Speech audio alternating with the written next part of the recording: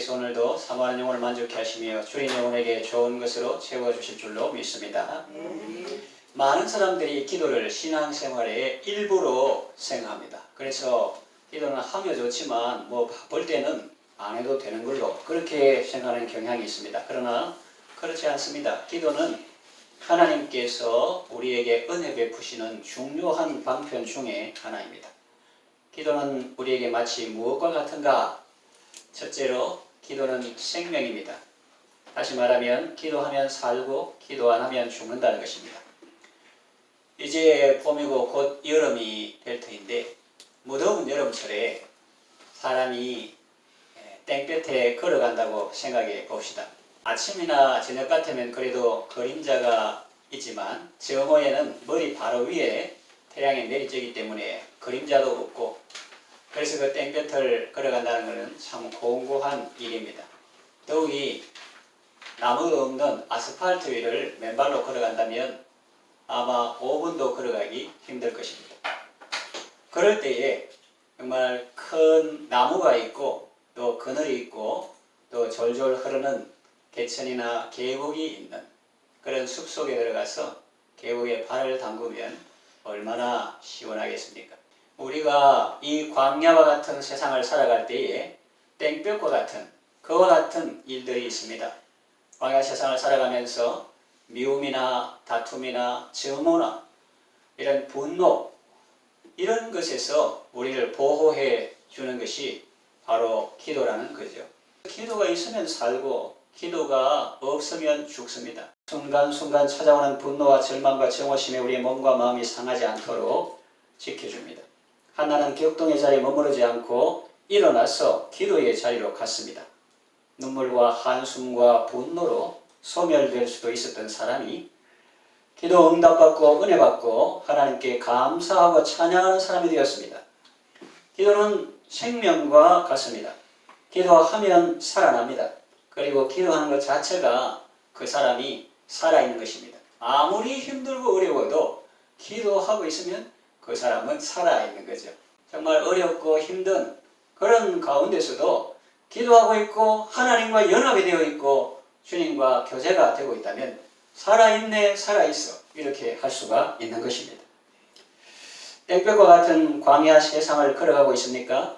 여호와께서 내 우편에서 내 그늘이 되신다고 했습니다. 기도는 그 그늘 되신 하나님 앞에 나아가 하나님과 교제하는 것입니다. 우리의 그늘이 되신 하나님께로 나아가서 그곳에서 참된 쉼과 또 새 힘을 얻으시기를 바랍니다. 두 번째, 기도는 우리에게 무엇과 같은가? 기도는 능력입니다. 다른 말로 표현하면 기도하면 되고 기도 안 하면 안 된다는 겁니다.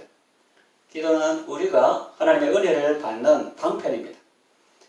하나님께 도움을 요청하는 헤븐폰입니다. 하늘 창고에서 복을 내려받는 복줄이라고도 할 수 있고 또 아이들 컴퓨터 하는 그런 것에 말하면 하나님의 무한한 자료를 다운받을 수 있는 마우스 클릭과 같다 하는 것입니다. 이 놀라운 특권을 하나님께서 우리에게 주셨습니다.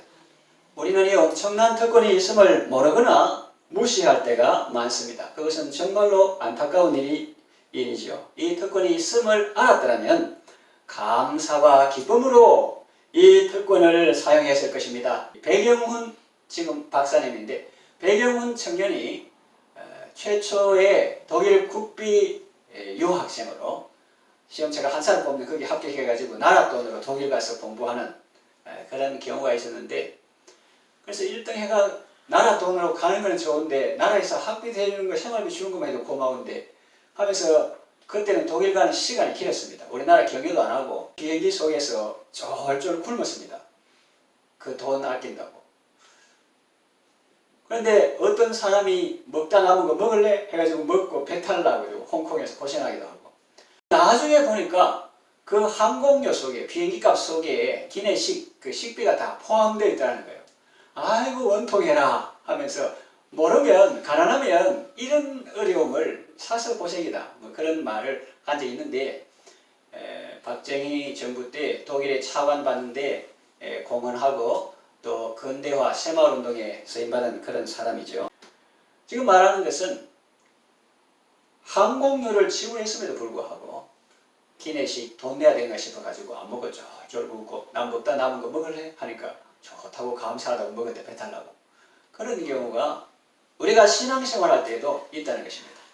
우리가 예수님을 믿을 때 영접하는 자 그 이름을 믿는 자에게는 하나님의 자녀가 되는 권세를 주셨느니 했는데 믿을 때 하나님의 자녀가 딱 됐는데 그 하나님의 자녀 권세 속에 기도 응답에 약속이 다 포함되어 있습니다.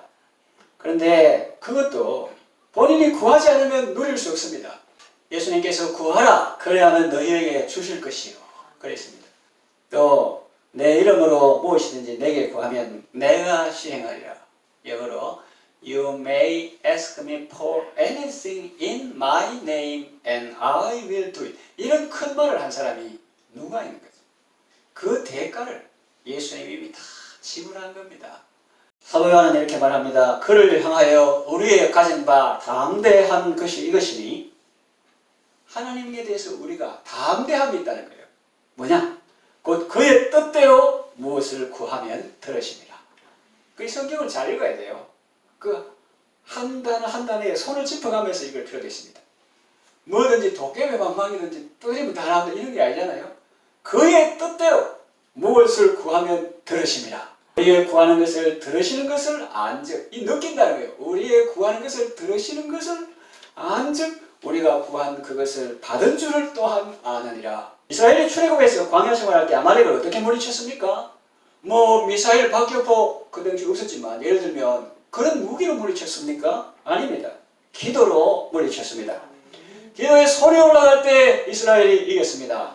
할렐루야. 이것을 우리가 이 시대에 그대로 적용해 볼 수가 있습니다. 어머니의 기도에 손이 올라갈 때 자녀가 방황한 길에서 돌아서고 그들을 해하게 하려는 모든 악한 세력들이 물러갈 줄로 믿습니다. 가나안에서 모세가 기도할 때 산아래 여호수아의 군대가 아말렉을 무찔렀습니다. 여러분이 영적인 제사장으로서 하나님의 보좌 앞에서 기도할 때 현장에서 일하는 남편이나 자녀들이 하나님께서 은혜를 베풀어 주심으로 그들을 해하는 모든 육적인 위험, 영적인 위험, 정서적인 위험, 도덕적인 위험 이 모든 위험에서 주님께서 건져 주실 줄로 믿습니다. 그래서 기도는 강력한 병기입니다. 가장 최신식인 무기입니다. 전쟁의 필수 불가결한 요소입니다. 이 기도는 실제적인 땅 이런 것뿐만 아니라 이것은 영적 전쟁에도 해당이 되는 것입니다. 기도로 승리할 수가 있는 것입니다. 하나는 자식이 한 명도 없었습니다. 대적 버린나가 늘 격동시켰습니다. 하나는 하나님께 기도했습니다. 하나님께서 그의 기도를 들으시고 사무엘을 주셨습니다. 그리고 다른 자녀들도 주셨습니다. 여러분에게는 영적 자녀들이 있습니까? 아니면 아직 없습니까? 겨우 자신만 예수 믿는 정도고 영적 출산을 한 번도 한 적이 없습니까? 그렇다면 기도하십시오. 낙심하지 말고 포기하지 말고 한나처럼 주님께 기도하십시오. 영적 사무엘을 많이 낳으시기 바랍니다. 그래서 여호와께서 내 기도를 들으셨다고 간증할 믿음의 자녀. 사무엘이 뭡니까? 히브리어 아닙니까? 히브리어. 샤마 이스라엘 할 때 이스라엘아 들으라. 샤마는 듣다는 거예요. 엘은 하나님입니다. 하나님이 들으셨다. 이게 샤마엘입니다. 그러니까 하나님께서 내 기도를 들으셨다고 간증할 믿음의 자녀, 기도의 자녀를 많이 출산하시기를 바랍니다. 세 번째, 기도는 무엇과 같은가? 기도는 사랑입니다. 기도는 사랑입니다. 사무엘은 백성들에게 말했습니다. 나는 너희를 위하여 기도하기로 쉬는 죄를 범하지 않겠다. 사도 바울은 성도들에게 말합니다. 내가 너희를 위하여 인하여 하나님께 감사하고 기도할 때마다 너희를 말한다. 그리고 또 우리를 위해서 기도해달라고 부탁합니다. 그 능력 많은 사도, 그 세상적으로 삐까뻔쩍하지만 그런 스펙을 뒤로 하고 그리스도 예수를 아는 지식이 가장 고상함을 알고 세계 곳곳을 다니면서 복음을 전하는 그 위대하다고 하는 사도가 그 성도들에게 우리를 위해서 기도하라. Pray for us. 그렇게 부탁합니다. 이같이 사랑은 기도로 표현되고 나타납니다. 그만큼 또 기도의 중요성을 알고 있다는 거죠. 성경에 피차 사랑의 비두에는 아무 빚도 지지 말라는 말씀이 있습니다. 그 빚의 많은 부분은 기도일 것입니다. 기도는 사랑입니다. 사랑하면 기도하게 되어 있습니다. 기도하면 또 더 사랑하게 되어 있습니다. 기도 없이는 사랑할 수 없습니다. 기도는 사랑의 시작이요 과정이요 완성입니다. 인간적으로 생각하면 기도가 뭐 사랑의 완성이냐 그렇겠지만 아닙니다. 다른 무엇이 더 필요하다고 생각해서 그런 말 하겠지만 다른 것은 다 기도에 포함됩니다. 사실 우리 연약한 인간이 사랑하는 사람을 위해서 해줄 수 있는 것이 기도 외에 무엇이 더 있겠습니까? 살이나 돈, 때로는 목숨도 필요하지 않은가? 뭐 살도 좀 주고 돈도 좀 주고 때로는 목숨도 내놔야지 기도만 하다 되나 이런 생각을 할 수 있겠지만 사실은 그런 것은 다 기도에 포함되는 것입니다. 예수님은 자기 목숨을 많은 사람의 대속물로 주기 위해서 겟세마네 동산에서 피땀 흘려 기도하셨습니다. 그 기도 속에 그런 것이 다 포함되어 있었던 것입니다. 또 구약성경 룻기를 보면 나오미는 룻을 위해서 기도했습니다. 아마 그 할머니는 이렇게 생각했을 것입니다. 사고 묻힌한 땅에 사방을 돌아봐도 아는 사람이 없는 이 사고 묻힌한 땅에 저 아이는 오직 나 한 사람을 바라보고 따라왔는데 나는 그 아이를 볼 때마다 고맙고도 미안합니다. 하나님께서 그 아이에게 복을 주셔야겠습니다. 저는 아무것도 해줄 수 있는 게 없습니다. 젊을 때는 예쁘장에서 사람들이 내보고 나옴이 있겠지만 지금은 말이 나옴이지 완전 몰골이 말합니다. 말아 슬픔 말하고 뭐 약한 것이 터지기 시작하는 이제 나이 많고 병들고 참 기력도 취하고 해줄 만한 것이 아무것도 없습니다. 오직 하나님께서 그에게 복을 주셔야겠습니다. 그런 마음으로 낮에도 기도하고 밤에도 기도했을 것입니다. 그 마음은 온통 효부 룻에게 쏠려 있었을 것입니다. 이것이 사랑입니다. 하나님은 늙고 가난한 과부의 기도를 외면하지 않으셨습니다. 하나님께서 그 기도를 들으시고 룻에게 만남의 복을 허락하시고 귀한 자녀를 허락하시며 다윗의 조상이 되게 해주셨습니다. 그러나 여러분 지금 여러분은 가진 것이 없다 하지라도 결코 낙심하지 마십시오. 여러분이 사랑하는 사람을 위해서 큰 것을 해줄 수 있습니다. 우리가 가진 것이 없기에 우리는 더욱 간절한 마음으로 아뢰 수가 있습니다. 아무것도 해줄 것이 없기 때문에 더욱 절박한 심정으로 하나님께 아뢰 수 있는 것입니다. 심령이 가난한 자는 복이 있나니 천국이 저희 것이며 그런데 그 가난한 심령에 천국이 임할 것입니다. 자, 이제 한나의 경우를 보겠습니다. 한나는 처음에는 본인나의 격동으로 인한 비통한 마음 때문에 기도의 자리로 나갔습니다. 그러나 기도하는 중에 하나님의 소원을 품게 되었습니다. 그저 자신의 위신과 체면을 씌우려고 아들을 구한 것이 아니죠. 만일 그랬다면 그 귀한 아들을 실로로 보냈겠습니까? 평생을 하나님께 드렸겠습니까? 비통한 마음으로 기도하는 가운데 하나님의 마음을 알게 되었습니다. 자기가 인간적으로 말하면 감기 정도라면 하나님의 아픈 마음은 암과 같은 것이었다면 너무나 아프다는 거죠. 그것은 이스라엘 향한 하나님의 비통한 마음. 여러분 그때가 어디입니까? 사사시대죠. 암흑의 시대요 혼돈의 시대입니다. 잘못을 저지르고도 뭘 잘못했는지도 모르고 오히려 복받을 것을 기대했던 시대입니다. 사람들이 각기 자기 속에 어른 대로 행하는 시대입니다. 제사장도 타락했습니다. 홈리와 비나스의 아킨이 나오죠. 한나의 남편 엘가나는 레위인인데 누구보다 거룩한 삶을 살아야 할 사람이 한나 외에 또 다른 아내를 주셨습니다.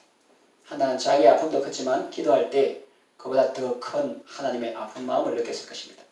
그래서 하나님을 사랑하고 민족을 사랑하는 마음에서 이런 기도가 나오게 된 것입니다. 주께서 제게 아들을 주시면 그의 평생을 하나님께 드리겠습니다. 그랬습니다. 저도 그렇게 기도했습니다. 그런 기도한 적이 많았고 지금도 그런 기도를 드리고 있는데 주님 한 영혼을 주시면 그를 예수님의 참 제자로 만들겠습니다. 또 주님 우리 교회를 건강하게 세워주시면 이 시대에 사명을 잘 감당하는 교회가 되겠습니다. 주님의 뜻을 이루는 교회로 세우는 주에 대해 쓰임받겠습니다. 여러분도 그렇게 기도하시기를 바랍니다. 한나는 그렇게 기도했기 때문에 사무엘이 젖된 후에 하나님께 기꺼이 드릴 수 있었던 것 아니겠습니까? 하나님을 사랑하는 마음이 아들을 구하는 기도로 나타났고 하나님은 그 기도를 들으시고 사무엘을 주시고 또 다른 자녀들을 주신 것입니다. 암흑과 혼돈의 시대가 지나고 새로운 시대가 시작되려고 합니다. 사무엘은 구약에서 그리스도를 닮은 사람이라고 볼 수 있습니다. 왜냐하면 사직, 제사장, 선지자, 왕으로서 역할을 했습니다. 거의 순회하면서 다스렸습니다. 그는 평생 누구의 재물을 취하지 않았고 뇌물도 받지 않았고 백성들도 다 그를 인정했습니다. 사울과 다윗과 솔로몬으로 이어지는 이스라엘 통일 왕국의 번영은 그 바탕과 배후에 사무엘의 기도가 있었던 것입니다. 그런데 그 사무엘을 낳은 사람이 누구냐? 바로 영혼을 쏟아 기도한 한나인 것입니다. 여기 비밀이 있습니다. 악한 시대, 어두운 시대, 그러나 그 시대에 시달림 받고 너무나 호리호리하고 가냘프고 외롭고 연약한 그 작은 여인, 그러나 그 여인을 통해서 가장 큰 일을 이루신 하나님, 이게 하나님의 비밀. 고린도 교회 보낸 편지에서 약한 것들을 부르사 강한 것들을 부끄럽게 하시고 그렇게 하신 거죠. 여러분들도 한나처럼 기도로 하나님의 뜻을 이루는 삶을 살아가시기를 바랍니다. 말씀을 정리해 요약합니다. 이 시대의 기도는 감추어진 보배와 같습니다. 많은 사람들이 기도의 비밀을 모르고 신앙생활을 합니다. 기도한다 해도 건성으로 하고 형식적인 기도를 합니다. 그러나 기독교는 기도교라 해도 과언이 아니라 할 정도로 기도와 밀접한 연관이 있습니다. 예수님도 막 기도하셨고 사도행전도 다른 말하면 기도행전이잖아요. 하나님께서 우리에게 주신 소중한 은혜 방편인 기도의 중요성을 다시 발견해야 합니다. 기도는 생명입니다. 기도는 능력입니다. 기도는 사랑입니다. 적용하면 한나는 기도를 통해서 살 수 있었고 기도를 통해서 사무엘을 낳을 수 있었고 기도는 능력이란 말이에요. 그리고 기도는 사랑이라는 것은 기도를 통해서 사무엘을 드릴 수 있었고 또 하나님의 뜻을 이루어 드릴 수가 있었습니다. 여러분들도 기도를 통해서 생명력 있고 아름다운 삶을 살아가시기를 바랍니다.